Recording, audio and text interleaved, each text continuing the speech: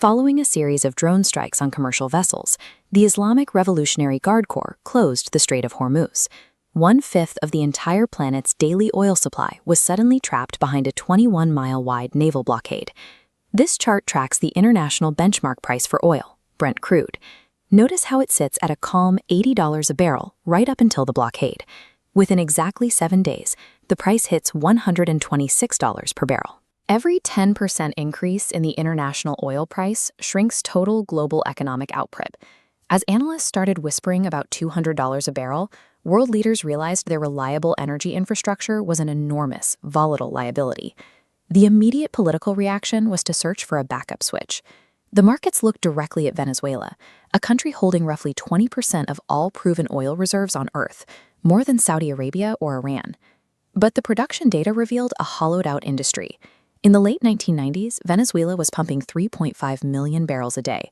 By the time the crisis hit, decades of underinvestment and mismanagement had crashed production capacity down to 800,000 barrels. European energy giants were asked to step in and rebuild, but they refused. The oil locked under Venezuela is an ultra-heavy crude, a thick mixture resembling tar that requires enormous capital expenditure and highly specialized thinning agents just to flow through a pipe. There was no elastic supply ready to stabilize the markets. The idea that producers could always drill their way out of a price shock died quietly in those rusting facilities. To understand the immediate fallout, we have to look at how consumers actually evaluate a vehicle purchase. It comes down to total cost of ownership, or TCO. This means combining the upfront sticker price of the car with the lifetime running cost of fuel and maintenance. For years, that calculation slightly favored traditional gasoline cars, primarily because global oil prices were kept low and predictable. The oil shock demolished that equation instantly. Look at India, an incredibly price-sensitive environment and the fastest-growing car market in the world. During the blockade, the daily running cost for a standard petrol vehicle spiked to an agonizing 7 to 10 rupees per kilometer. This chart compares that directly with the equivalent running cost of an electric vehicle in the exact same market.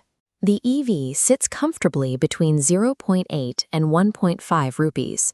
That makes the electric option 8 to 10 times cheaper to drive every single day. Over a 10-year lifespan, an EV driver was suddenly saving thousands of dollars compared to a petrol equivalent. Buyers stopped weighing the environmental benefits and started doing whatever it took to shield their household budgets. Just months prior to the crisis, several major automakers were pulling back from their electric programs, publicly absorbing tens of billions of dollars in financial write-downs because consumer demand had supposedly cooled. As fuel prices exploded, those same companies frantically reversed course. Boardrooms went into emergency sessions, aggressively accelerating multi-billion-dollar electric manufacturing hubs to catch up to the sudden surge in buyers.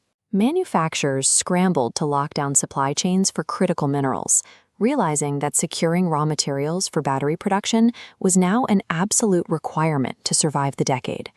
Raw geopolitics and consumer economics achieved in 1 month what years of climate policy and government subsidies had failed to force the market to do. There was still one lingering hesitation keeping buyers tied to combustion engines: the deeply ingrained fear that after a few years, an EV battery would inevitably die and stick the owner with a $20,000 replacement bill. Real-world fleet analytics tracking tens of thousands of vehicles proved that fear was unfounded. For third-generation electric vehicles built from 2022 onward, the total replacement rate sits at just 0.3%, 3 in 1,000. This chart visualizes how liquid-cooled batteries age. They follow an S-curve degradation pattern, losing a fraction of capacity early on, then permanently plateauing. This stability guarantees a well-engineered battery will outlast the car's suspension, interior fabrics, and body panels. Furthermore, individual failing cell modules can be replaced independently for a few $1,000s, comparable to a transmission repair. The $20,000 replacement myth evaporated under the weight of actual fleet data. To guarantee this transition could scale globally, the industry needed to break its reliance on expensive, geographically concentrated lithium. The solution was sodium-ion technology. Sodium is the primary component in ordinary table salt. It is 1,500 times more abundant than lithium, costs almost nothing, and operates flawlessly in extreme cold. By 2026, the world's largest battery manufacturers were already commercializing this chemistry at massive industrial scale, bypassing the Chinese mineral monopolies entirely. At the exact same time, solid-state batteries entered the premium market. By replacing flammable liquid electrolytes with a solid conductive material, automakers pushed real-world ranges past 600 miles on a single charge, permanently erasing range anxiety. The blockade of a 21-mile waterway forced every driver to evaluate the true cost of their dependency on oil. When the price at the pump shattered household budgets, the market ran the numbers and found a superior, abundant technology waiting.